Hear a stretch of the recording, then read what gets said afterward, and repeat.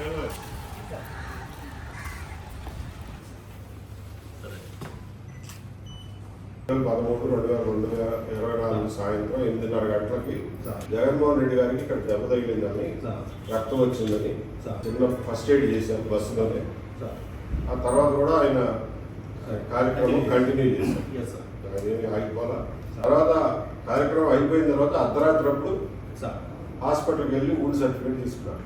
ఊడి సర్టిఫికేట్లో వచ్చింది ఏంటంటే జగన్మోహన్ రెడ్డి గారి 1.5 into 1.5 into 1.2 సెంటీమీటర్స్ లాసరేషన్ ఉందని వచ్చింది.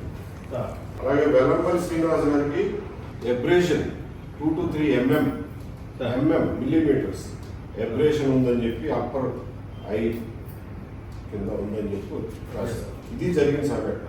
ఫుడ్ సర్టిఫికేట్ తీసుకున్నారు కానీ ఆ రోజు ఎఫ్ఐఆర్ కట్టలా. మర్నాడు ఉదయం 9 గంటల ప్రాంతంలో ఎఫ్ఐఆర్ పెట్టారు. డిలేకి ఎక్స్ప్లెనేషన్ ఎక్కడ ఇవ్వాలి. FIR Vellampalli Srinivas complaint. అతను చెప్పింది ఏంటంటే ఎవరో రాయేసి కొట్టారు అని చెప్పాడు. రాయేసి కొట్టారు అనడానికి అక్కడ సీసీ ఫుటేజ్ కానీ అక్కడ కొన్ని వందల ఫోన్లలో కొన్ని వందల టీవీ కెమెరాల్లో రన్నింగ్ వీడియోలు తీస్తూ ఉంటారు. అందులో ఎక్కడా కూడా సీసీ ఫుటేజ్లో కానీ ఎక్కడా కానీ రాయేసి కొట్టినట్టుగా ఏ సాక్ష్యం లభించాలి. మచ్ లెస్ ఎవరు కొట్టారు అనే దానికి అసలు సాక్ష్యమే లేదు. ఆ రోజున ఈ కుర్రాడు సతీష్ అనే కుర్రాడిది పుట్టినరోజు.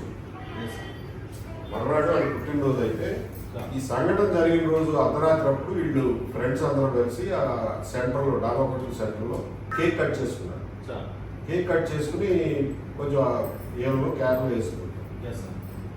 అది చూసి రాయి వేసి కొట్టినందుకు లేకపోతే జగన్కి రాయి దెబ్బ తగిలినందుకు వీళ్ళు సెలబ్రేట్ చేసుకుంటున్నారు అని చెప్పి ఎవరో అక్కడ దారిని పోయేవాళ్ళు అక్కడ ఎమ్మెల్సీ రుహుల్లాకి కబురిచ్చారు. కబురిస్తే అంతే ఈ పిల్లోడి మీద జీరోయిన్ అయ్యారు. నిజానికి ఆ సంఘటన జరిగిన టైంలో ఈ పిల్లోడు బట్టలు కొనుక్కోవడానికి అని చెప్పి రీసెంట్ రోడ్డు పోయాడు.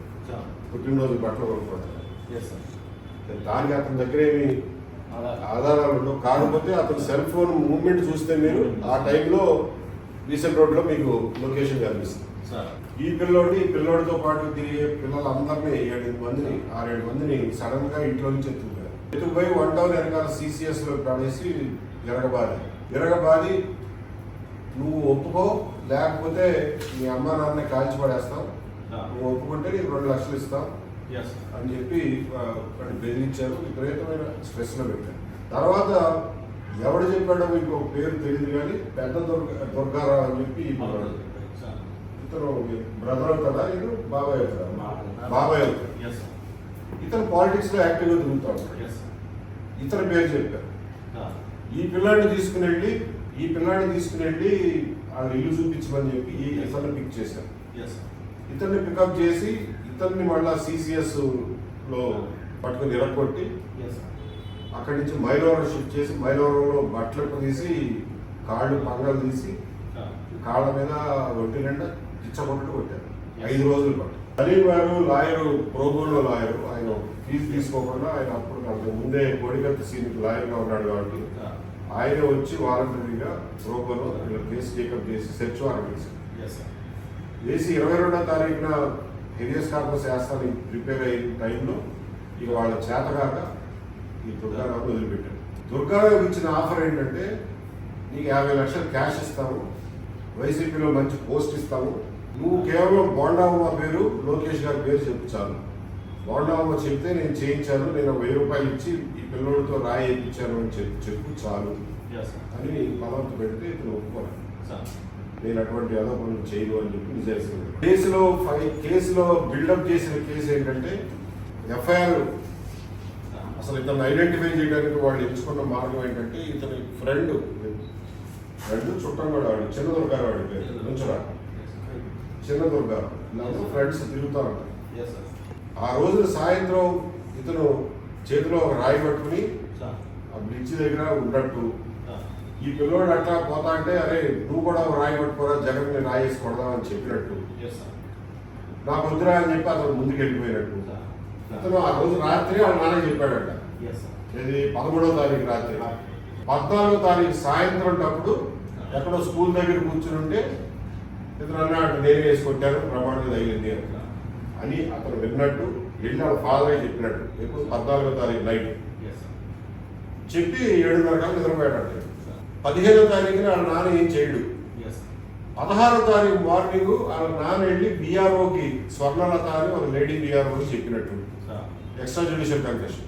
బీఆర్ఓ వెళ్ళి పోలీసులకు చెప్పినట్టు ఆ రకంగా ఇతన్ని ఐడెంటిఫై చేసినట్టు 16వ తారీఖున ఇతన్ని ఐడెంటిఫై చేసినట్టు కనిపించారు. కానీ ఇతను 15వ తారీఖునే పికప్ చేశారు. ఇల్లు 16ని పికప్ చేశారు కదా, అతను ముందు రోజే కదా 15వ తారీఖునే పికప్ చేశారు. బట్ స్వర్ణలత చెప్పినట్టు ఎక్స్ట్రా జ్యుడిషియల్ కన్ఫెషన్ అంతా రాసింది 16వ తారీఖు. ఇదొక అంటే నేను అనేది ఏంటంటే తప్పుడు కేసు పెట్టడానికి కూడా తెలివితేటలు ఉండాలి కదా, అది కూడా లేదు. ఇంత దరిద్రంగా కేసు బిల్డప్ చేశారు. అతనితో 164 చేయించారు. చేపిస్తే అతను నిజాయితీగా జడ్జి ముందు నాకు ఇవన్నీ తప్పు, నేను ఎప్పుడు అట్లా అనలేదు అని చెప్పి 164 ఇచ్చాడు. దట్ మీన్స్ అసలు మీరు ఎక్యూజ్ని ఐడెంటిఫై చేయడానికి వాడిన రూట్ మొత్తం అది నెగిటివ్ అయిపోయింది, డిస్ప్రూవ్ అయిపోయింది. తర్వాత ఇతని మీద ఈ ఎక్స్ట్రా జ్యుడిషియల్ కన్ఫెషన్ తప్ప ఇంకా ఏ ఆధారం తర్వాత కూడా సేకరించలేకపోయారు. ఎందుకంటే ఏం జరగలేదు. తర్వాత ఒక కొత్త క్యారెక్టర్ ప్రవేశపెట్టారు, ఈడిగా ప్రదీప్ కుమార్ అని చెప్పి. అతను ఎవరికి తెలియదు. ఇతనికి కానీ వీళ్ళ నాన్నకి కానీ బీఆర్ఓ మొహం ఇవాళకి తెలియదు. ఏనాడు చూశారు కదా, ఎక్స్ట్రా జ్యుడిషియల్ కన్ఫెషన్ లేదు. స్వర్ణలత వీళ్ళు ఏనాడు చూడలా, స్వర్ణలత అంటే ఎవరు కూడా తెలియదు. తర్వాత ఈడిగా ప్రదీప్ కుమార్ అనే క్యారెక్టర్ను ఒకటి ప్రవేశపెట్టారు. అతను స్టేడియంలో కర్రసాము నేర్పిస్తా ఉంటాడు. అతను ఆ రోజున జగన్ ప్రొసెషన్ వెళ్తానని చెప్పి ఒక చోట బెంచ్ మీద కూర్చుని ఉంటే ఈ పిల్లోడు అతను పక్కన నుంచున్నట్టు చేతిలో రాయి పట్టుకుని జగన్ మీద రాయి ఇసిరినట్టు ప్రత్యక్ష సాక్షిగా అతన్ని ప్లాంట్ చేశారు ఈడీ ప్రదీప్. అతనితో 164 కూడా అట్లాగే చెప్పించారు. కానీ ఇక్కడ వీళ్ళు మర్చిపోయిన చిన్న లాజిక్ ఏంటంటే ఏప్రిల్ 22వ తారీఖున ఈడీ ప్రదీప్ కుమార్తో 164 చేపిస్తారు మ్యాజిస్ట్రేట్ ముందు. ఏప్రిల్ 27వ తారీఖున 164 చేయించారు. 22 ఏప్రిల్లో బెయిల్ పిటిషన్ వేశారు. ఈయన సలీం గారు వేశారు. దానికి కౌంటర్ వేయడానికి 4 రోజులు తీసుకున్నారు. 23 మే 23/5న కౌంటర్ వేశారు. కౌంటర్లో ఎక్కడా కూడా ఈడిగ ప్రదీప్ కుమార్ అనే పేరు కానీ ఇట్లా ఒక ప్రత్యక్ష సాక్షి ఉన్నాడు కానీ ఎక్కడా లేదు. రిమాండ్ రిపోర్ట్లో LW 1 to 12 12 మంది విట్నెస్ని ఎగ్జామిన్ చేసినట్టుగా రిమాండ్ రిపోర్ట్లో రాసుకున్నారు. 12 మంది ఎవరన్నది స్టేట్మెంట్లు ఉన్నాయి. ఈడీ ప్రదీప్ కుమార్ లేడు అందులో 1 to 12లో. రిమాండ్ రిపోర్ట్లో 1 to 12 చూపించారు. విట్నెస్ పేర్లు కూడా రాయలా ఫార్మాట్.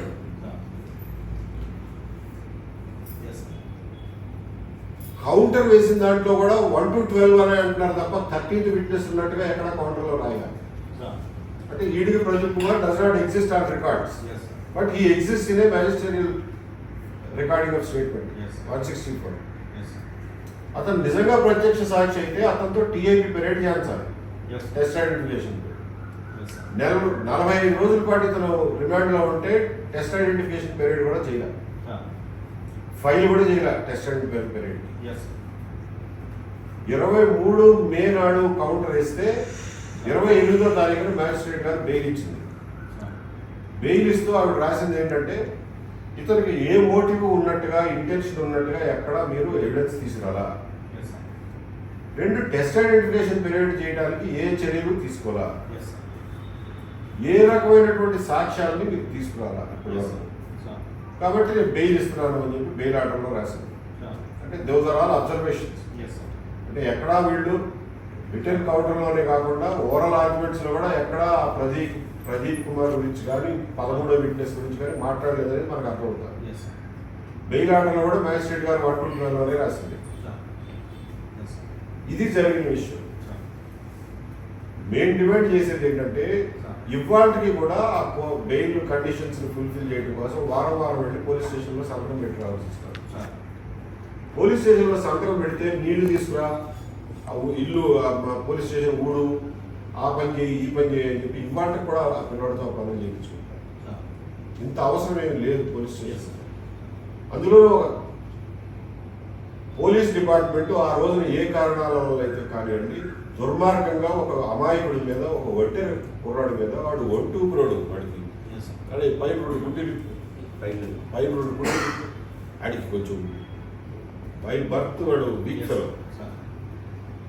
అది చెస్ట్ చూడండి లోపల ఉంటుంది. ఎక్కువ పని కూడా చేయలేడు. అంత పిల్లోడి మీద తప్పుడు కేసు పెట్టారు. ఆల్రెడీ మీకు ఆ రోజున ఏమున్నాయో ఉంది. కనీసం ఇప్పుడైనా కానీ వాడి మీద జాలి చూపించాలి కదా. ఇప్పుడు కూడా వాడిని ఒక అదముడిలాగా వాడితో పార్టిసిపేట్ చేసుకోవడం ఏంటంటే ఎందుకంటే దుర్మార్గం ఉంటుంది. ఇది ముందు వాళ్ళకి చెప్పి కట్టడి చేయాలి. రెండోది, ఇన్ని లాక్టివాలు ఉన్న కేసుని ఇతని మీద కంటిన్యూ చేయడం అనేది అమానుష్యం. కాబట్టి ఇతని మీద కేసుని ఇమ్మీడియట్ గా విత్డ్రా చేయాల్సింది.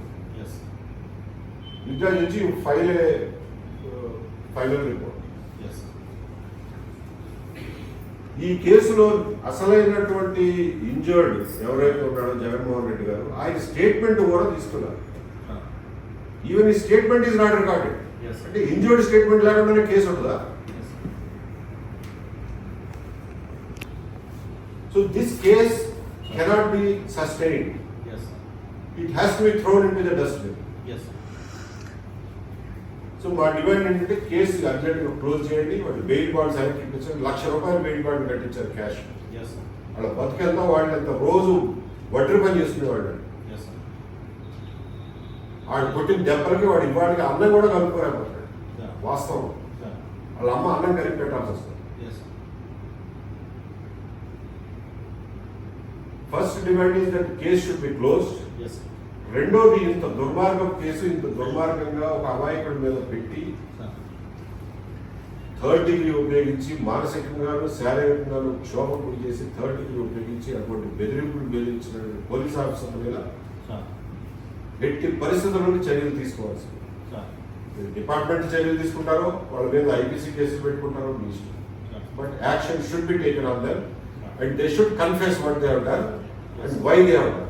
ఎవరి ప్రాబ్లంతో ఎవరు చెప్తే చేశారో రికార్డు మీద తీసుకెళ్ళి వాడు మేమేం చేయండి సార్ పై నుంచి చెప్పారంటే ఆ పై చెప్పినాడు ఎవడో వాడి పేరు రాపించి bring it on record and tell the public that this is what is happen. మూడోది, వీళ్ళ కుటుంబం ఇప్పటికే ఆర్థికంగా చాలా నష్టపోయింది. ఆ నష్టపోయిన దాన్ని పూర్తి చేయమని అడుక్కోవడానికి రాలా. ఇంత దుర్మార్గం చేసిన state and police department are responsible to fill up the and pay him compensation. And we demand that the government are the police department చేస్తారో, లేకపోతే ఆ రోజు చేసిన పోలీసుల దగ్గర వసూలు చేస్తారో, లేకపోతే ఆ దుర్మార్గం వైసీపీ పార్టీ దగ్గర వసూలు చేస్తారో, రాజశేఖర దగ్గర వసూలు చేస్తారో, ఎమ్మెల్సీ దగ్గర వసూలు చేస్తారో, ఆ శ్రీనివాస్ రెడ్డి కార్పొరేటర్ మొగుడి దగ్గర వసూలు చేస్తారో మాకు అనవసరం. We demand that you pay a compensation of at least 10 lakh rupees to the family. Because that is what they have undergone. And it is a very small amount compared to what they underwent. So these are the three demands. I'll get it likewise. You give us a time-bound program to bring the case to a conclusion.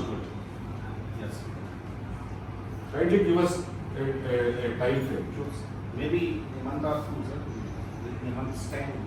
By the end of the month, please come to a conclusion. నేను ఈ కాగితాలన్నీ మీ దగ్గర ఉన్నాయండి. నేను చెప్పినవన్నీ మీకు అర్థమవుతాయి మీరు చూస్తే. I know you people are busy, but put somebody on this job. And endorse to some officers, sir, and get it re-inquired. ఎవరైతే ఐఓ ఉన్నారో Get it re-inquired. Yes. దాంట్లో కన్క్లూజన్ తీసుకురండి ఈ నెల. Yes. If the case is not lifted on this fellow, with the same evidence, with the same logic, I will go to the High Court and demand a judicial inquiry or something on this. Yes. So, ఇది మా request. దెబ్బలకి తట్టుకుని కూడా వాళ్ళు అబద్ధం చెప్పడానికి ఇష్టపడదు. నిజాయితీ అంటే అది. You find out, you re-examine. ఎక్కడి నుంచి తెచ్చి ప్లాన్ చేశారో చూడండి. ఎవరు చేశారో ఎవరు చేయించారో మీరు రికార్డ్ మీద తీసుకురండి. మీరే పబ్లిక్ చెప్పండి ఇలా జరిగిందండి. ఇది 100% తప్పుడు కేసు కాబట్టి ఈ నెలాఖరు కల్లా దీన్ని డిస్పోజ్ చేయమని నేను కోరుతున్నాను. To my heart I know that it is a false case, and we can prove it as a false case. And మీరు ఆ ఎంక్వైరీలో అది తేల్చకపోతే will approach the appropriate forum. Commissioner Rajasekhar Babu గారి దగ్గరికి వెళ్ళి జగన్మోహన్ రెడ్డి బాధితుడైనటువంటి సతీష్ చేత వినతి పత్రం ఇప్పించాం. అందులో 4 న్యాయమైన కోరికలు ఉన్నాయి. ముందుగా ఏంటంటే తన మీద పెట్టినటువంటి అత్యంత తప్పుడు కేసుని వెంటనే క్లోజ్ చేయాలని, అలాగే తన మీద, వాళ్ళ బాబాయ్ మీద, మిగిలిన కుర్రాళ్ళ మీద 3rd డిగ్రీ ఉపయోగించి లేని కేసును ఒప్పించడానికి అన్ని రకాల తప్పుడు పద్ధతులని వాడినటువంటి పోలీసుల మీద చర్యలు తీసుకోవాలని, వాళ్ళ కుటుంబం పడినటువంటి ఆర్థిక ఇబ్బందులు, పడిన నష్టానికి కాంపెన్సేషన్ ఇవ్వాలని, కనీసం వాళ్ళ కుటుంబానికి 10 లక్షల రూపాయల కాంపెన్సేషన్ ఇవ్వాలి అని. 4వది బెయిల్ కండిషన్స్లో భాగంగా ఇప్పుడు వారం వారం పోలీస్ స్టేషన్కి వెళ్ళి సంతకం పెట్టే క్రమంలో తనకి ఇప్పటికీ కూడా అతన్ని లోకల్ పోలీస్ స్టేషన్లో ఇబ్బందులు పెడుతున్నారు. ఆ ఇబ్బందులు తొలగించాలని ఈ 4 డిమాండ్లని కమిషనర్ గారి మీద ముందు ఉంచాం. ఆయన నేను చెప్పినవన్నీ నోట్ చేసుకుని కేసులో ఉన్నటువంటి తప్పులు, వాళ్ళు చేసినటువంటి కుట్రలు, ఒక తప్పుడు కేసును బిల్డప్ చేయడంలో చేసినటువంటి పొరపాట్లు, వీటన్నిటినీ వివరంగా ఆయన ముందుంచాం. అవన్నీ ఆయన నోట్ చేసుకుని దాని మీద రీఎంక్వైరీ పెట్టి ఈ నెలాఖరు కల్లా దీన్ని ఒక కొలిక్కి తీసుకొస్తాము అని చెప్పి ఎష్యూరెన్స్ ఇచ్చారు. అలాగే డిపార్ట్మెంట్లో తప్పు చేసిన వాళ్ళ మీద కూడా యాక్షన్ తీసుకోవడానికి ఎంక్వైరీ కండక్ట్ చేస్తామని చెప్పారు. అలాగే ఈ కుటుంబానికి కాంపెన్సేషన్ ఇచ్చే విషయంలో కూడా ప్రభుత్వానికి తెలియజేసి అవసరమైనటువంటి చర్యలు తీసుకుంటా ఉన్నారు. అలాగే లోకల్ పోలీస్ స్టేషన్లో ఇంకా ఫర్దర్ హరాస్మెంట్ ఏమి లేకుండా ఇప్పటికిప్పుడే ఆదేశాలు ఇస్తామని చెప్పారు. కాబట్టి ప్రస్తుతానికి ఈ విషయాన్ని ఈ నెలాఖరు వరకు వేచి చూస్తాం. ఆయన తీసుకునేటువంటి ఫైనల్ నిర్ణయం ఈ కేసు విషయంలో, దాన్ని బట్టి ఇంకా నెక్స్ట్ స్టెప్స్ ఏం తీసుకోవాలి, ఎలా ముందుకెళ్ళాలి అనే దాని గురించి ఆలోచించాలి. దీనికి సహకరించినందుకు మీడియా మిత్రులందరికీ కృతజ్ఞతలు.